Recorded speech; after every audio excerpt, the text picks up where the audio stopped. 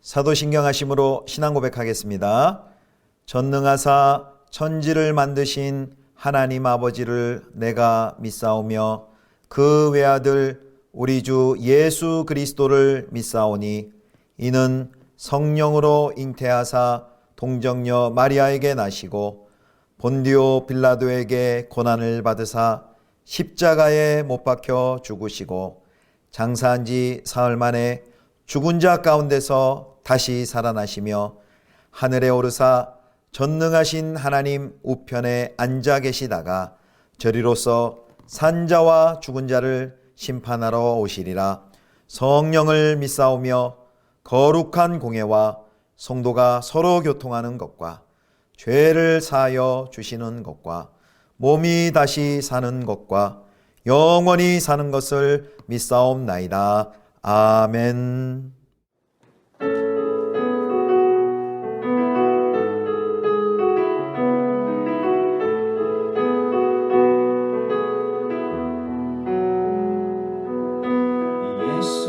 예수님 그의 희생 기억할 때 자기 몸 버려 죽으신 주 나 항상 생명 주신 그 은혜를 마음에 새겨 봅니다.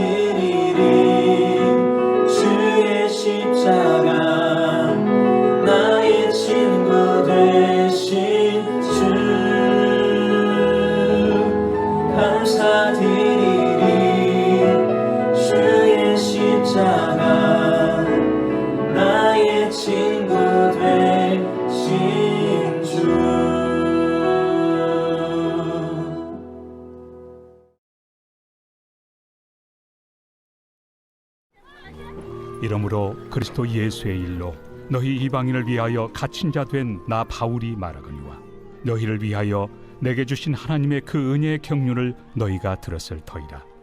곧 계시로 내게 비밀을 알게 하신 것은 내가 먼저 간단히 기록함과 같으니 그것을 읽으면 내가 그리스도의 비밀을 깨달은 것을 너희가 알 수 있으리라. 이제 그의 거룩한 사도들과 선지자들에게 성령으로 나타내신 것 같이 다른 세대에서는 사람의 아들들에게 알리지 아니하셨으니 이는 이방인들이 복음으로 말미암아 그리스도 예수 안에서 함께 상속자가 되고 함께 지체가 되고 함께 약속에 참여하는 자가 됨이라. 이 복음을 위하여 그의 능력이 역사하시는 대로 내게 주신 하나님의 은혜의 선물을 따라 내가 일꾼이 되었노라. 모든 성도 중에 지극히 작은 자보다 더 작은 나에게 이 은혜를 주신 것은 측량할 수 없는 그리스도의 풍성함을 이방인에게 전하게 하시고 영원부터 만물을 창조하신 하나님 속에 감춰졌던 비밀의 경륜이 어떠한 것을 드러내게 하려 하심이라.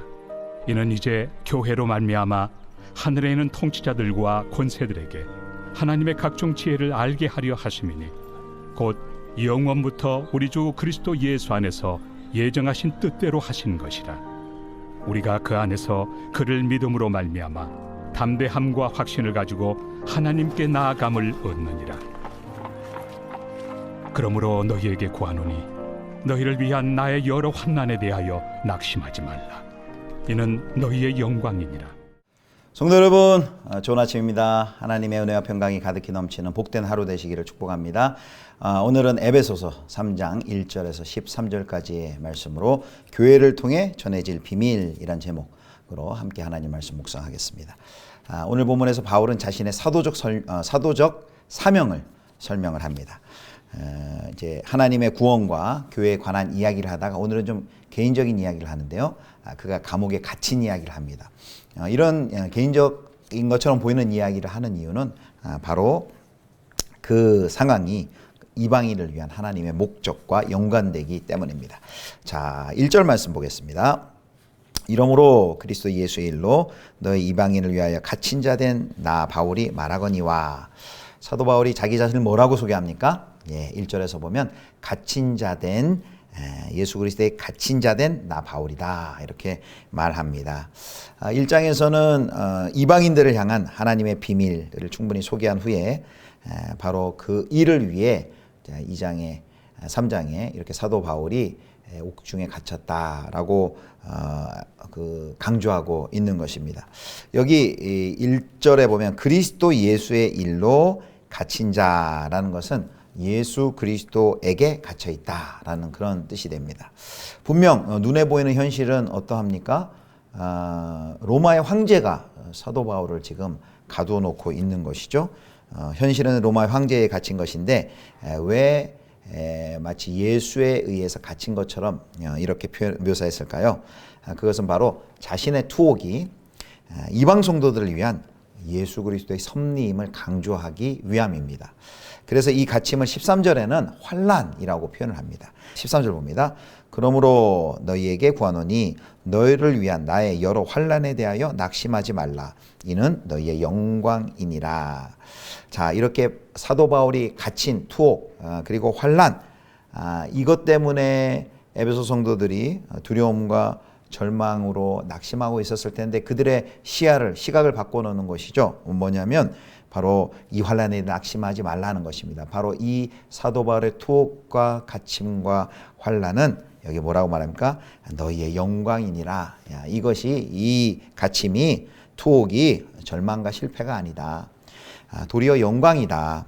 다른 일이 아니라 그리스도 예수의 일로 자신을 위해서가 아니라 이방인의 구원을 위한 사명 때문에 갇혔으니 바로 이것은 영광스러운 일이다라고 에베소 교회 성도들을 위로하고 격려하고 있는 것이죠.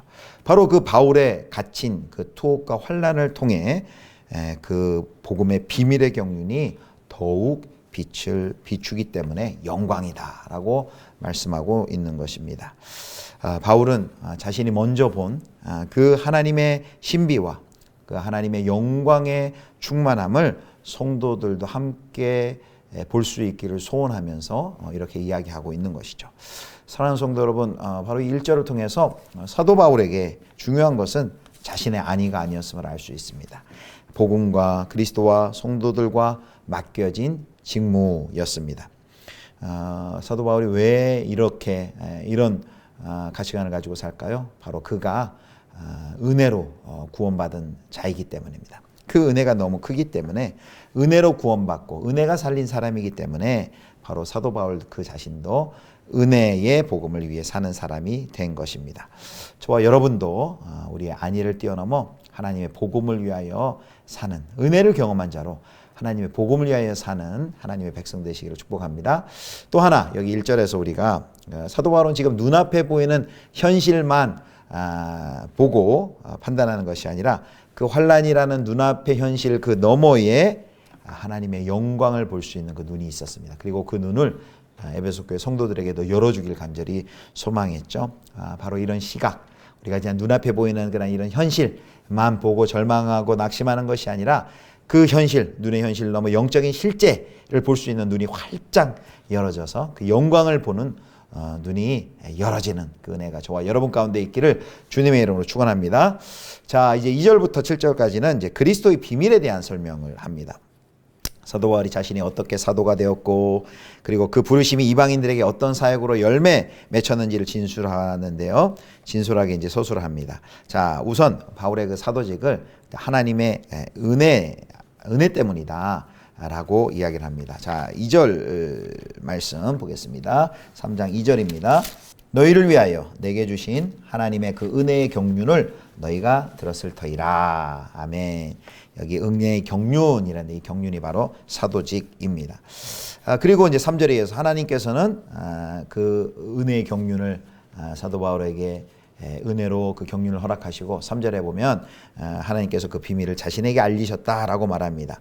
바로 이게 다메섹에서 사도 바울을 부르신 사건을 지칭하는 것이죠. 그리고 이제 4절에 보면 그 그리스도의 비밀이 나오는데요. 4절 말씀 함께 보겠습니다. 4절 그것을 읽으면 내가 그리스도의 비밀을 깨달은 것을 너희가 알 수 있으리라. 여기 그리스도의 비밀이 나오는데 바로 이 그리스도의 비밀은 그리스도를 통해 성취된 비밀이고요. 바로 하나님께서 계시해 주시지 않으면 깨달을 수 없는 비밀이죠. 그래서 이방 성도들은 바로 바울의 복음을 들음으로써 그 비밀을 비로소 알게 될 것입니다. 자, 순서가 어떻게 됩니까? 하나님께서는 예수 안에서 바울에게 비밀을 먼저 계시하셨고 그리고 성도들은 바울로부터 그 비밀을 깨닫는 그 은혜를 경험하게 되는 것이죠. 자, 예수 그리스도가 하나님의 비밀이시죠. 그리고 그 비밀을 누가 드러냅니까? 하나님께서 드러내시고 바로 성령께서는 그 계시에 드러내시는 과정을 주도하십니다. 그래서 그 계시에 담긴 그 내용의 그 절정이 바로 6절에 나옵니다. 6절 말씀 3장 6절 이는 이방인들이 복음으로 말미암아 그리스도 예수 안에서 함께 상속자가 되고 함께 지체가 되고 함께 약속에 참여하는 자가 됨이라. 복음으로 말미암아 이방인들이 예수 안에서 유대인들과 함께 동일한 상속의 복을 누립니다. 이것이 창세 전부터 하나님께서 예정하시고 계획하신 비밀이란 것이죠. 여기 3절에 6절에 보면 이제 세 번의 함께가 계속 나오죠. 함께 상속자가 되고 함께 지체가 되고 함께 약속에 참여하는 자가 됨이라. 이런 함께라는 것은 바로 이방인들이 참여하게 됨을 매우 강조하고 있는 표현입니다. 더 이상 유대인과 이방인의 구분이 없어졌으며 바로 유대인과 같이 유대인처럼 먼저 유대인처럼 되어야 하는 그 시대가 지났다라는 것을 말해주는 것입니다. 자, 이방인, 유대인, 이방인 모두 그리스도 안에서 새로운 존재로 창조되어서 새 이스라엘로 초대받은 시대가 되었습니다. 그것을 바로 종말이라고 얘기를 하죠. 바로 예수 그리스도께서 오신 때부터 이 종말이 시작되었죠. 바로 그 비밀은 바로 이 종말이 예수 안에서 시작되었다는 사실입니다. 이 계획은 감추어졌다가 사도들에게 전해졌고 그리고 이 기쁜 소식을 전하는 그 일에 사도 바울이 부름을 받은 것이죠. 자, 그 다음에 이제 8절부터 이제 12절까지 볼 텐데요. 이제 바울은 자신을 은혜로 부르신 복음의 일꾼으로 부르신 그 하나님의 은혜를 좀 더 강조하고 설명을 합니다. 바울은 자신을 전혀 사도가 될 자격이 없는 자라고 이야기를 합니다. 그래서 8절에 보면 어떤 표현이 있습니까? 모든 성도 중에 지극히 작은 자보다 더 작은 자라고 말합니다. 사도 바울의 과거를 우리도 알고 있죠. 그는 예수 그리스도를 부인했던 자이고 그리스도인들을 모두 잡아다가 또 박해하는 일, 또 스데반을 죽이는 일에 앞장섰던 인물이었습니다. 하지만 하나님께서는 그런 바울을 준비시키시고 그리고 그에게 능력과 재능을 선물로 주셔서 복음을 전하도록 복음의 일꾼으로 그를 불러주셨죠. 자, 우리 사도 바울은 그래서 그런 자신을 모든 성도 중에 지극히 작은 자보다 더 작은 나에게 은혜를 주신 것은, 거기 그 이유를 뭐라고 얘기하면 측량할 수 없는 그리스도의 풍성함을 이방인에게 전하게 하시기 위함이다. 이방인에게 전하게 하셨다라고 말합니다. 여기 대조가 있죠. 사도 바울은 가장 낮은 모든 성도 중에 지극히 가장 낮은 자리에 있습니다. 그리고 그가 할 일은 어떤 일입니까? 너무나도 고귀한 생명의 복음을 전하는 그 너무나도 고귀한 일입니다. 이렇게 어마어마한 간격이 있는데 바로 그 사이에 뭐가 있습니까? 측량할 수 없는 그리스도의 풍성함이 있습니다. 바로 바울은 하나님의 경륜을 이방인들에게 드러내는 하나님의 일꾼으로 그가 부름을 받았다는 것이죠. 그게 9절입니다. 9절 말씀. 영원부터 만물을 창조하신 하나님 속에 감추어졌던 비밀의 경륜이 어떠한 것을 드러내게 하려 하심이라. 아멘. 이게 사도 바울을 하나님께서 복음의 일꾼으로 부르신 이유이죠. 사도 바울은 이토록 위대한 그 사역에 아무 자격 없지만 이 위대한 사역의 일꾼으로 부름받았습니다. 그러니 사도 바울이 어찌 헌신하지 않을 수 있었겠습니까? 이제 바울은 자기 자신의 개인의 차원을 넘어 그리스도의 충만한 교회로 다시금 그의 초점을 옮겨갑니다. 10절입니다. 이는 이제 교회로 말미암아 하늘에 있는 통치자들과 권세들에게 하나님의 각종 지혜를 알게 하려 하심이니, 자, 이 교회를 통해 어떤 일이 일어납니까? 하늘의 통치자들과 권세자들까지 하나님의 지고한, 하나님의 이 높은 영광스러운 지혜를 배웁니다. 여기서 이제 교회의 우주적인 영향력과 그 웅장함이 여기에 나타납니다.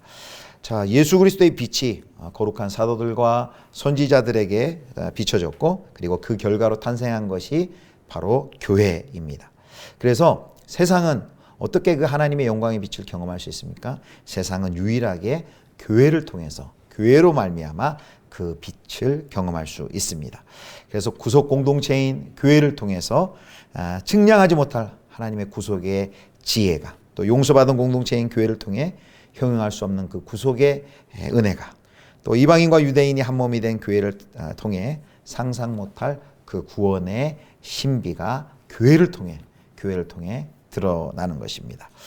하나님의 비밀을 드러내는 이 일에 그런데 여전히 환난도 있고 핍박도 있고 박해가 있습니다. 그런데 그 당시 사도 바울 같은 경우는 이제 로마의 권세와 핍박에도 결코 위축되고 그 일들이 축소되지 않습니다. 자, 에베소 3장 12절 말씀 뭐라고 말합니까? 우리가 그 안에서 그를 믿음으로 말미암아 담대함과 확신을 가지고 하나님께 나아감을 얻느니라. 오히려 그런 환난과 또 어려움과 핍박이 있겠지만 담대함과 확신을 가지고 그 어떤 권세도 막을 수 없는 생명력으로 충만을 향해 나아가는 것이 바로 교회이고, 교회에게 맡겨주신 복음의 사명입니다. 말씀을 맺도록 하겠습니다. 영원부터 예정된 하나님의 비밀이 그리스도 예수 안에서 드러나고 성취되는 그 영광의 한복판에 바로 교회가 있습니다. 세상은 교회를 통해서만 하나님의 지혜를 경험할 수 있습니다. 바로 그리스도의 비밀을 전하는 자로 부름받은 교회는 그래서 선교하는 존재가 아니라 그 선교적 존재입니다. 다시요, 선교하는 존재가 아니라 그 존재 자체가 선교적입니다. 선교적인 존재입니다. 하나님의 구속의 은혜, 그리고 하나님 나라를 말과 삶과 행동으로 드러내는 바로 선교적인 존재가 바로 교회인 것이죠. 비록 교회의 모습 때문에 실망하고 낙심할 때가 많이 있습니다. 그러나 그럼에도 불구하고 그리스도의 이름으로 세워진 교회를 통해 하나님께서는 하나님의 비밀을 온 세상 가운데 전하시려고 하시고, 하나님의 그 교회를 향한 기대는 변함없음을 여러분 꼭 기억하시고 믿으시길 바랍니다. 그래서 교회의 영광은 너무나도 큽니다. 교회의 영광은 이 하나님의 비밀을 교회를 통하여 온 세상에 증거하시려는 이 놀라운 하나님의 계획을 생각할 때 이 교회에게 부여해진 그 영광이 얼마나 놀랍고 큰지 모르겠습니다. 바로 하나님의 기대와 뜻에 부응하는 존재 자체가 선교가 되는 우리 예수비전교회를 함께 꿈꾸시며 기도하며 나아가는 저와 여러분 되실 수 있기를 주님의 이름으로 축원합니다. 하나님 아버지, 은혜로 구원받은 우리들 그 구원의 부요함을 먼저 깨닫게 하여 주시고 또 그 구원의 은혜를 또 온 세상 가운데 증거하며 전하게 하여 주옵소서. 교회를 통하여 하나님의 비밀을 온 세상에 나타내시려고 하는 그 하나님의 계획과 기대, 교회를 향한 그 하나님의 기대를 저희들 잘 깨닫게 하시고 그 교회의 영광을 깨달으며 그 영광스러운 교회 사명을 잘 감당하는 저희 모두가 되게 하여 주옵소서. 우리 구주 예수 그리스도의 이름으로 기도드립니다. 아멘. 하늘에 계신 우리 아버지여, 이름이 거룩히 여김을 받으시오며 나라의 임하옵시며 뜻이 하늘에서 이룬 것 같이 땅에서도 이루어지이다. 오늘날 우리에게 일용할 양식을 주옵시고 우리가 우리에게 죄 지은 자를 사하여 준 것 같이 우리 죄를 사하여 주옵시고 우리를 시험에 들게 하지 마옵시고 다만 악에서 구하옵소서. 대개 나라와 권세와 영광이 아버지께 영원히 있사옵나이다. 아멘.